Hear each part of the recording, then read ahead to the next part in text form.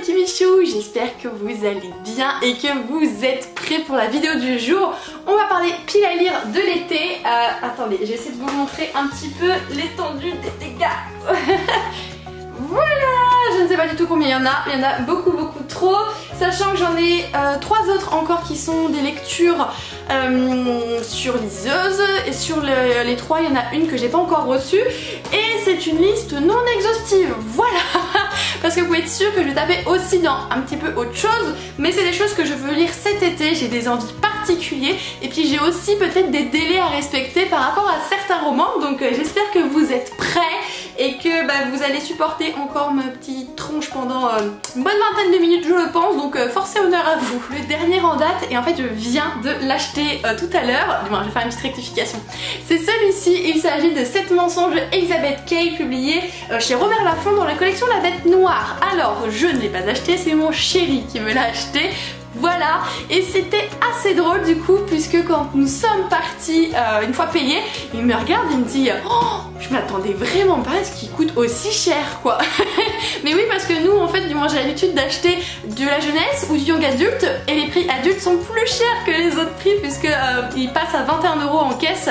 Donc comme on l'a pris à l'espace culturel, il passe un petit peu moins cher, ils ont 5% sur le prix éditeur, mais ça lui a fait très bizarre et je peux totalement le comprendre. Et oui, j'ai donc décidé cet été d'essayer de nouveaux genres. Ils vont être au nombre de 3 à peu près, dont le premier est celui-ci, puisqu'il s'agit d'un thriller. Ce qui m'a charmé dans ce roman, c'est sa présentation, son côté vraiment très atypique, puisque en fait vous avez 7 petites tranches comme des onglets finalement, avec 7 mensonges, puisque dans cette histoire on va suivre 2 meilleures amies où le mari de l'une d'elles est mort, et en fait ça aurait commencé par le premier mensonge de sa meilleure amie jusqu'au 7e qui du coup aurait fait que la personne est décédée. Voilà, donc on va suivre un petit peu toutes ces mensonges et toutes ces révélations, tout du moins la vérité que nous offre la menteuse tout simplement.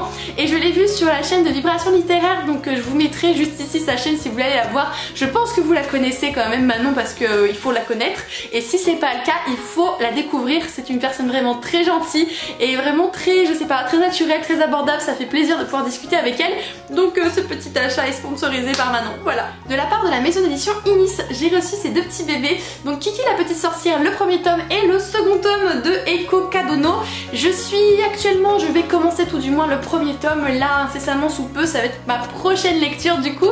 Il faut savoir que Hayao Miyazaki n'a pas pondu l'histoire de Kiki la petite sorcière, il s'est inspiré des romans de cet auteur, et du coup j'ai très envie de les découvrir. Je ne sais pas s'il y a d'autres tomes que ces 2 premiers tomes-ci, mais je dois avouer que je suis séduite par la couverture. Donc celle-là en soi, elle fait un petit peu plus simple, et celle-là en fait elle a plein de petits reflets dorés, je suis trop fan de ce style-ci. Et dans la même collection, donc il va peut-être arriver cet été dans ma palle, donc je préfère vous le dire, vous avez également le château de Hurle que la maison d'édition Inis va rééditer, et c'est l'ouvrage qui a inspiré Miyazaki pour pouvoir faire le château ambulant, qui est un de mes Ghibli d'amour par excellence. Donc voilà pour les petites informations. Je poursuis avec un service presse, il s'agit du coup de Silver Battle, le 2e tome, La pierre de cœur, publié aux éditions Lumen. J'ai le premier tome sur ma liseuse, puisque vous savez pendant le confinement Lumen nous avait offert durant peut-être 48 heures, 24 heures, je ne sais plus, quelques ouvrages. Je les ai quasiment tous pris, si je ne les ai pas tous pris je ne sais plus. Et du coup j'ai le premier tome sur ma liseuse, et je leur ai demandé le 2e tome, puisque des univers comme ça où il y a des dragons, ça m'enchante déjà sans avoir mis le nez dedans. Donc il faut que je lise le premier tome et le 2e tome, qui est du coup le dernier de cette saga, puisque c'est une duologie, et j'ai pas trop envie de relire le résumé, je vous avoue, donc je vous dirai rien de plus à part qu'il y a des dragons, et ça c'est très important. Vous êtes prêts à découvrir le 2e genre que j'ai envie de tester cet été? Il s'agit de celui-ci. Cécilia Aérine nous a écrit Les Jours Meilleurs, publié dans la collection... non, c'est chez Milady, pardon. Alors c'est un peu un intermédiaire entre de la romance et du feel good, donc je vais me mettre plutôt dans la catégorie feel good, et j'aimerais bien en procurer d'autres cet été parce que c'est vraiment quelque chose qui m'attire. Je me rends compte que finalement les beaux rayons me donnent envie de lire des trucs un petit peu pimpants, un petit peu bonne humeur, vous voyez. Donc j'ai trouvé celui-ci sur Vinted en même temps qu'un 2e ouvrage que je ne vous présenterai pas ici. C'est un petit peu du suspense à la noix de coco, mais c'est comme ça, vous en rencontrez. Au niveau résumé, je vais essayer de faire ça correctement, mais ça va pas être évident, je vous le dis tout de suite. Il s'agit de Kitty Kitty qui est une journaliste à scandale et qui écrit un petit peu tout sur tout le monde, et du coup elle est un petit peu détestée, on doit l'avouer. Elle va décevoir certaines personnes et un jour la personne qui lui a tout pris dans sa vie est sur le point de mourir et elle va du coup aller à sa rencontre, et plutôt que d'écrire l'histoire de sa vie, l'histoire qu'elle veut lui confesser, elle va lui donner un journal de 100 mots, je crois que c'est ça. Il y a 100 mots ou il y a 100 quelque chose, je sais plus exactement quoi, et une liste de 100 noms, voilà 100 noms, c'est exactement ça. Et du coup la journaliste va devoir mener des enquêtes pour savoir exactement ce qu'il en est. Je trouve ça vraiment génial, je trouve qu'il y a un côté vraiment voilà où on accepte le pardon, tout ça, et le côté où voilà après la mort elle essaie quand même de faire ça pour le bien de la personne, et parce que bah, quand on fait une confession à quelqu'un sur son lit de mort, bah, on a envie de se tenir, et même si c'est Satan en personne, et bien, on a envie quand même, voilà. Donc j'ai hâte de voir ce qu'elle va pouvoir découvrir, cette petite Kitty, et j'espère que ça va être un jour que je vais apprécier. Je poursuis avec un envoi d'un auteur que je remercie vraiment beaucoup. Il s'agit de Adrian Macpherson qui a écrit L'épée d'obsidienne, le premier tome, Les filles du temps, et ça m'intriguait vraiment beaucoup. Je suis désolée, je vois qu'il y a plein de reflets à la mort moelleux là sur la couverture, donc je vais faire attention. Et il m'intriguait beaucoup puisqu'en fait on va découvrir deux mondes qui se sont oubliés, et on va suivre une personne dans chacun des mondes. Donc d'un côté vous avez une elfe et d'un côté vous avez plutôt ce qu'on appelle, eh bien, je ne sais, une princesse. Voilà, une elfe et une princesse, on est plutôt pas mal. Et du coup elles vont faire des pieds et des mains pour pouvoir protéger leur clan, protéger leur monde, puisqu'il y a une guerre imminente. Donc c'est vrai qu'en soi le pitch fait peut-être un petit peu assez de bateau, voilà, de côté on suit les deux, un peu pas de bataille, tout ça, mais ça m'intriguait vraiment beaucoup, et je suis du style à vraiment vouloir donner surtout la chance aux auteurs qui commencent à écrire ou qui ne sont pas forcément édités par de grandes maisons d'édition, et c'est bien dommage parce que des fois il y a des œuvres qui sont vraiment terribles et sous prétexte que le label de la maison d'édition n'est pas populaire, et bien on passe à côté. Donc c'est pour ça que je découvre de plus en plus de petits auteurs. Si ça peut moi m'apporter quelque chose, eux aussi, et puis si je peux vous en faire profiter, je pense qu'on est tous gagnants. Encore une autrice que je remercie chaleureusement pour l'envoi de ce roman. Il s'agit de L'Empire de Verre, le tome 1, La fiancée du mal, de Marie-Claude Gagnon, publié aux maisons d'édition Ada. Je connaissais pas du tout, mais c'est Ada. Ici j'ai pas trop envie de lire le résumé, je vous avoue, donc n'hésitez pas à regarder, moi je regarde en bas mais n'importe quoi, n'hésitez pas à regarder dans la barre d'informations, en bas il y a juste moi, voilà, je suis complètement allumée des fois. J'aurai du coup tous les liens des livres, et si je veux pas vous parler du résumé dans cette vidéo-ci, c'est parce que c'est la lecture qui va venir juste après. Bah, je vous l'ai montré il y a 2 secondes, mais voilà, une fois que j'ai fini Kiki, tome 1 voire tome 2, j'enchaîne avec celui-là. Donc j'aime bien des fois y aller justement à la découverte et sans trop me spoiler. La dernière fois que j'ai fait ça, c'est un coup de cœur. Alors je dis pas que c'est grâce à ça, hein, mais n'empêche que du coup j'ai envie d'y aller de manière vraiment totalement inconnue. Donc j'ai hâte de découvrir son petit bébé, et je dois avouer que la couverture est vraiment super belle. J'aime beaucoup le style un petit peu mystique qui s'en dégage et un petit peu marié avec la robe blanche. Je suis totalement convaincue. Je vous dévoile le dernier genre que j'ai envie de tester cet été. Bon, je suis sûre que vous le connaissez, et puis je vous en ai déjà parlé sur Instagram, donc pour les petits kimichous qui me suivent là-bas, vous êtes déjà au courant. Et oui, je vais me mettre à la romance, voilà, beau soleil, belle vie, tout ça, on se met à la romance, c'est très cliché, mais ça me va totalement. Il faut entretenir les clichés, n'est-ce pas? Donc j'ai décidé de commencer par celui-ci, c'est le tout premier que j'ai acheté. Il s'agit de Nos âmes tourmentées de Morgane Moncomble, publié chez Hugo Roman. Il me parle beaucoup, alors en fait j'ai été attirée bêtement et méchamment par cette couverture. Voilà, les tons sont totalement mes tons de couleur, et j'aime beaucoup la photo, j'aime beaucoup ce qui s'en dégage, donc j'avais très envie de le découvrir.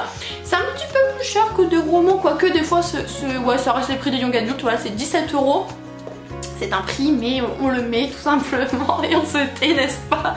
Et j'ai envie de découvrir la romance par Morgane Moncomble parce que c'est une des autrices française d'ailleurs, je crois qu'elle est française, j'ai peur de vous dire une bêtise, donc je tâtonne un petit peu, je sais plus, mais en tout cas c'est une des autrices qui est extrêmement répandue dans ce milieu-ci, et je me dis que si j'arrive pas à apprécier sa plume, ça va être compliqué d'apprécier la romance. Donc je commence avec ce titre-ci, mais j'ai déjà envie d'en découvrir bien d'autres, sachant qu'il y en a un prochain qui a été annoncé il y a pas très longtemps par la maison d'édition Hugo justement, donc j'ai vraiment hâte de le lire, mais c'est une petite bricasse, hein.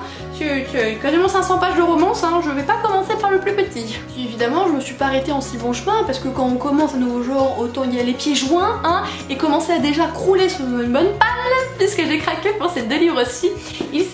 Ah, génie, mon dieu, mon pauvre. Il s'agit du coup de Je te hais à la folie, et le tome 2 Je te hais passionnément de Sarah Wolf, publié aux éditions PKJ, donc Pocket Jeunesse. Sarah Wolf récemment nous a proposé Donne-moi ton cœur, donc le tome 2 vient de sortir. Je ne l'ai pas encore découverte du tout, donc je n'ai pas non plus dans ma palle, vous ne verrez pas dans un tout prochain book haul, tout du moins son livre Donne-moi ton cœur, mais déjà je préfère vous dire que je vais l'acheter, c'est clair et net. Et par contre j'ai entendu un bien terrible de cette duologie. J'étais scotchée, j'ai dit bon, je pense que je vais tester. Surtout que si vous reconnaissez un petit peu les étiquettes du QQ, je les ai achetées d'occasion, donc alors c'était un petit peu plus onéreux, 7 € et 8 €, mais c'est beaucoup moins cher que ce que je peux payer en neuf, et en plus de ça ils sont vraiment en super état. Dans cette histoire on va suivre du coup Isis Blake, une jeune femme de 17 ans qui intègre un nouveau lycée et qui fait tout pour que personne ne découvre son secret, à savoir qu'avant elle était obèse et qu'avant elle avait un cœur. Ouais, mine de rien, Sarah Wolf tourne beaucoup autour des cœurs, j'ai l'impression. Est-ce qu'il y aurait un petit problème sous-jacent? Sauf que plutôt que de se la jouer discrète comme elle le voulait, qu'est-ce qu'elle fait? Elle va coller son joli petit poing dans le minois, paf, de celui qu'on surnomme le prince de glace, donc forcément de là va découler des problèmes et des guéguerres dans le lycée. Donc adieu la discrétion et bonjour les problèmes, tout simplement. Je trouve ça terriblement intriguant, c'est vrai que ça fait très young adulte et je pense justement qu'il faut que je découvre la romance via le young adulte et plus tard peut-être un petit peu plus taper dans vraiment l'adulte, bien que je suis pas sûre pour Morgane Moncomble. Je sais pas si elle est plutôt axée young adulte ou adulte, mais je suis pas encore prête pour l'adulte. J'ai envie d'y aller doucement avec le young adulte, et quand j'ai vu ces deux petits bébés entreposés, j'ai dit waouh, je vous emmène avec moi. Encore une fois, je me suis trouvé une petite romance. Bon, c'est la dernière que je vous présente dans ce book haul, du moins dans ma palle, parce que du coup c'est pas un book haul, c'est une palle, mais il n'empêche que tous ces livres vous ne les avez pas encore vus sur la chaîne, donc c'est quand même de l'exclusivité juste ici. Donc il s'agit de Harper in Summer aux éditions Rajo, écrit par Anna Bennett. Pareil, voilà, il vient de chez Easy Cash et je l'ai payé 4,99 €. C'est une sortie d'il y a 2 ans, je crois, à peu près, de la maison d'édition. 3 ans. 3 ans, voilà, que ça a été publié chez la maison d'édition Rajo. Alors, je préfère vous dire, pour tous ceux qui en ont ras le trou fignon des triangles amoureux, ça pue le triangle amoureux. Voilà, vous êtes prévenus. Si c'est pas quelque chose qui vous intéresse, passez votre chemin, puisqu'on va suivre une jeune fille nommée Harper et qui finalement a ses projets de vacances un petit peu chamboulés. Elle doit partir ailleurs avec son meilleur ami, sauf qu'en arrivant en vacances, elle se rend compte qu'il y a peut-être un beau jeune homme pas loin qui traîne. Voilà, donc je suppose bien que le meilleur ami est amoureux de Harper et que Harper va commencer à kiffer l'autre monsieur. Vous voyez le triangle qui va se dessiner? Voilà, donc moi ça ne me saoule pas parce que je n'ai pas encore lu de romance et c'est pas quelque chose qui va m'horripiler puisque je ne le connais pas encore, mais au bout d'un moment je pense que ça va pouvoir me gonfler, donc c'est pour ça que je préfère vous prévenir que si vous êtes déjà au stade du wouh avec la fumée qui sort, n'allez pas voir ce roman parce que le triangle amoureux est pas loin, je pense. Dernier roman physique que je vais vous présenter, puisqu'après on va passer à ceux que je n'ai pas en main propre. Il s'agit de celui-ci, de Métamorphe, le premier tome Eldorado de Lizen Bouriam, publié chez les Lectures Marlies, et je remercie énormément ces personnes du coup qui m'ont envoyé ce petit bébé pour que je le découvre. Alors je trouve déjà que la couverture est vraiment chouette. Elle fait, je sais pas comment dire, pas ténébreuse, mais très mystique, très je sais pas, il y a quelque chose. Oh, il est rayé, il a une grosse rayure, oh mon petit tout est rayé. Oui, il faut savoir que je parle à mes livres comme à mes animaux, comme à des êtres humains. Il faut les choyer ces pépés. Dans cette histoire, on va suivre Elisabeth, une jeune scientifique qui a une maladie. Alors j'en sais pas plus sur cette maladie, mais je pense qu'elle va être bloquante un petit peu dans le roman, et qui se bat corps et âme pour son rêve, qui est du coup d'aller dans l'espace. Et un jour, elle va y avoir la possibilité de s'y rendre. Elle va pouvoir participer à ce qu'on appelle du coup le programme spatial, et du coup elle va partir à bord de l'ISS. Je ne sais pas ce que ça veut dire encore, mais voilà. Sauf que la mission pour laquelle on l'envoie cacherait peut-être d'autres vérités qui ne sont peut-être pas bonnes à entendre. Voilà, des problèmes sous-jacents, des révélations, une réalité dépassant ce qu'elle a pu imaginer. Voilà ce que nous promet surtout ce premier roman, pardon, ce premier tome. J'ai hâte de le découvrir. Et de manière générale, ceux qu'on m'a envoyés ne sont pas très gros, ils tournent entre 230 et 350 pages. Donc j'espère pouvoir les lire quand même assez rapidement et assidûment. Et il faut savoir que si j'ai inclus beaucoup de livres d'auteurs dans cette vidéo-ci, c'est parce que pour moi, tout simplement, quand on vous envoie un livre, le minimum que vous puissiez faire, c'est essayer de le lire rapidement avec des guillemets. Voilà, je m'entends. Je promets pas, en fait, ils le savent les auteurs, je ne promets absolument pas de le lire dans le mois ou dans les quelques mois qui vont suivre. Ça va dépendre déjà de mon envie. J'ai envie d'aller vers le livre parce que finalement c'est quelque chose qui va m'attirer sur le moment et pas parce que j'ai envie de rendre des comptes. Vous voyez ce que je voulais dire? Donc je fais un petit peu la part des choses entre je prends votre livre, je promets de le lire dans la mesure du possible rapidement, mais je vais surtout aller vers celui-ci quand j'aurai envie de le lire, tout simplement. Le prochain livre que du coup j'ai en version numérique, il s'agit des Héritiers de Nadar. Alba, le livre 1 de Terry Dunes-Caretto, que je remercie du coup beaucoup pour me l'avoir procuré. C'est un énorme bébé qui fait plus de 600 pages, donc je vais pouvoir y passer un bon moment. En termes de résumé, je vais vous le lire parce que ça va être beaucoup plus simple et beaucoup plus clair. On nous dit Londres 2018, Alba Reid, 28 ans, jeune productrice de cinéma, quitte la France pour échapper à un passé affectif chargé et une enfance aux multiples mystères. À la recherche d'une vie normale, sa véritable identité la rattrape. C'est de sa rencontre et de son lien avec un mystérieux inconnu que changera sa vision de l'humanité, faisant d'elle une héroïne d'une toute autre nature. Alors ça m'intrigue beaucoup, on nous parle de récits mythologiques, on nous parle de romans sous-jacentes, d'Angleterre, il y a beaucoup de choses qui sont évoquées et il faut savoir que pour toutes les personnes qui ont eu la chance de le lire et de le chroniquer sur la plateforme, les avis sont vraiment super élogieux, donc je vous avoue que ça m'a beaucoup intéressé, beaucoup titillé. Il existe en format papier, donc si vraiment j'ai un coup de cœur, je pense que je me le procurerai pour le rajouter à mes bibliothèques. Bien que d'ailleurs il faut que je vous avoue quelque chose là-dessus. Mes bibliothèques sont pleines à rapports. Voilà, il va falloir que j'aille racheter des cagettes, donc en attendant je tape dans l'ancienne bibliothèque qui est juste à côté. C'est vraiment scandaleux. De la part de la maison d'édition Inceptio, ils m'ont envoyé Les Arcanes d'Emera, le premier tome de Elina E.C.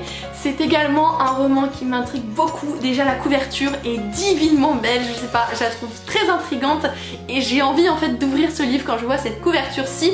Pour essayer de vous faire la synthèse du résumé, on va suivre une jeune femme appelée Aline, où son frère est décédé depuis peu et elle aurait potentiellement le même don que son frère, ce serait de voyager entre les différents mondes parallèles. Pour en apprendre plus sur son frère, sur tout ce que propose l'organisation, elle décide du coup de reprendre la place de son frère. Elle va être en compagnie aussi d'un acolyte quelque peu, comment ils le décrivent, un coéquipier lunatique qui refuse de travailler avec elle, voilà. Et pourquoi il refuse de travailler avec elle? Qu'est-ce qu'elle va découvrir?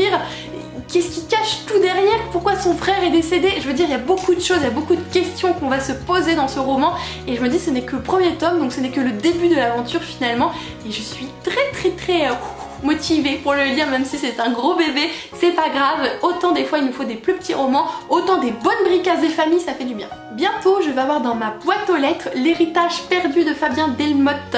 Je remercie beaucoup l'auteur pour cet envoi, donc il est parti hein, mais il arrive et il fallait que je vous filme ma vidéo aujourd'hui, je pouvais pas attendre de le réceptionner et encore une fois je vais vous lire le résumé qui est assez concis et puis je pourrais pas résumer ce résumé qui est déjà du coup très précis.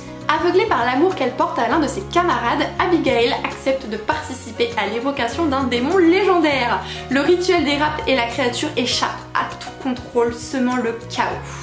Contrainte de fuir pour rester en vie, la jeune magicienne est rongée par les remords. Mais pour réparer ses erreurs, Abigail n'a pour le moment que les railleries d'un prince en disgrâce et les frasques d'un magicien à l'esprit dérangé. Beaucoup le côté esprit, le côté démon, le côté magie et le côté justement où je pense qu'on nous promet aussi un petit peu d'humour avec cette dernière phrase. Je suis très curieuse de découvrir cette œuvre encore une fois et si j'ai bien compris c'est un one shot donc au moins j'aurai le début, le milieu et la fin de l'histoire, c'est clair, net et précis et des fois les one shots, mais je vous avoue que ça soulage vis-à-vis des grosses séries.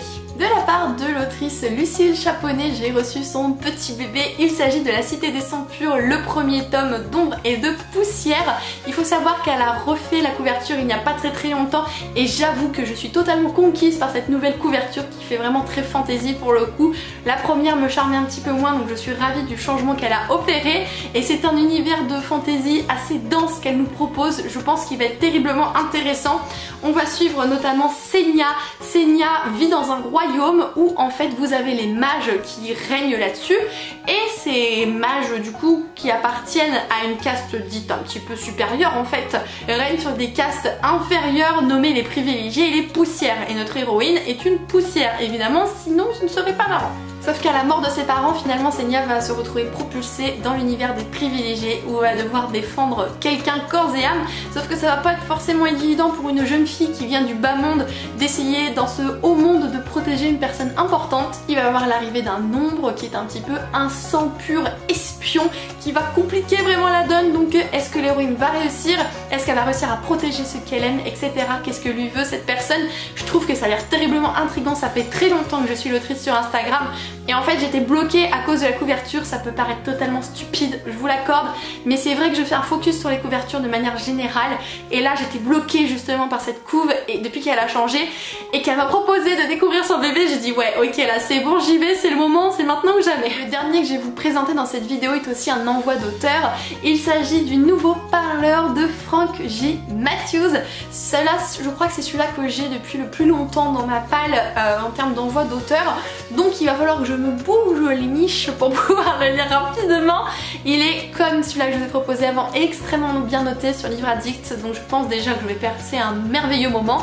Mais il n'empêche que j'ai envie de vous en parler tout de même parce que vous pouvez peut-être vous comme moi passer à côté de quelque chose. Dans cette histoire on va suivre Degan qui est un voleur malhonnête, vraiment un malfrat et un malpropre qui va finalement un jour voler une vieille mamie, penser que ça allait être chose aisée, sauf que bah manque de peau, la mamie ne se laisse clairement pas faire et finit par finalement le prendre à son propre jeu et l'emmener, puisque en fait Degan vient d'avoir sur lui la marque d'un parleur, en fait, un parleur avec un grand P. Ce sont des créatures légendaires qui en fait n'existent plus depuis des siècles et lui il a la marque qui vient de se réveiller sur lui.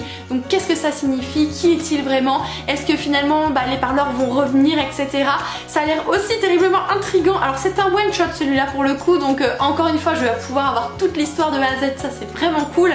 J'ai vraiment très hâte de le découvrir. C'est vrai qu'en fait je l'avais découvert sur son Instagram et j'avais mis un petit commentaire genre waouh votre livre il a l'air vraiment super bien tout ça, et souvent je me fais des petites captures d'écran pour pouvoir y repenser plus tard parce que sinon on a vite de les squeezer, de les oublier malheureusement tellement il y a des choses qui peuvent nous faire envie, et j'ai même pas eu le temps de le squeezer ou même de le commander puisqu'il m'a envoyé un petit message me proposant de lire son livre, de le découvrir, et j'ai accepté clairement puisqu'il faisait déjà partie de ma wishlist. Et bien voilà les Kimichou, cette vidéo est à présent terminée, je suis désolée pour la longueur de celle-ci, mais depuis que je me mets vraiment un booktube, je me rends compte que je parle vraiment beaucoup plus encore que d'habitude, mes vidéos sont d'autant plus à rallonge, mais à chaque fois que je vous dis ça sur Instagram, vous me dites oh, mais c'est trop cool les vidéos à rallonge, on va passer un long moment avec Kimi et tout, mais je sais pas comment vous faites, hein, parce qu'un long moment avec moi-même, je crois que je pèterai un boulon clairement, les araignées me montraient au plafond parce que je suis tellement...